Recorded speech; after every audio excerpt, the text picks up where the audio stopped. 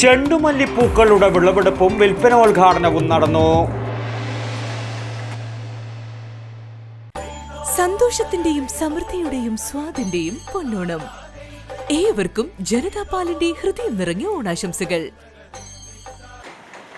എടനാട് ശ്രീ കണ്ണങ്ങാട്ട് ഭഗവതി ക്ഷേത്രത്തിലെ ഓണപ്പൂമുറ്റത്തിൽ വിരിഞ്ഞ ചെണ്ടുമല്ലിപ്പൂക്കളുടെ വിളവെടുപ്പും വിൽപ്പനോദ്ഘാടനവും നടന്നു.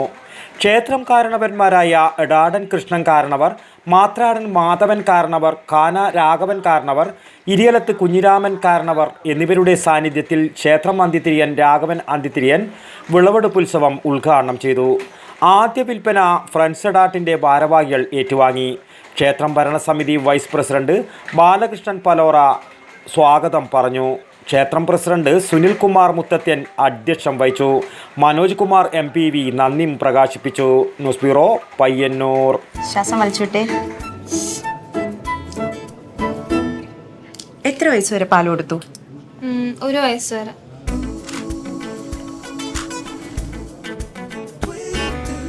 കണ്ടില്ലേ, ഇപ്പോഴത്തെ കുട്ടികളുടെ IQ ലെവൽ വളരെ ഹൈ ആണ്.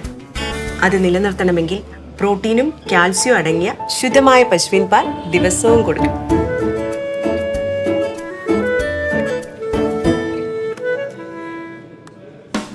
ഇപ്പൊ ജനതാ പാൽ എല്ലായിടത്തും ഉണ്ടല്ലോ.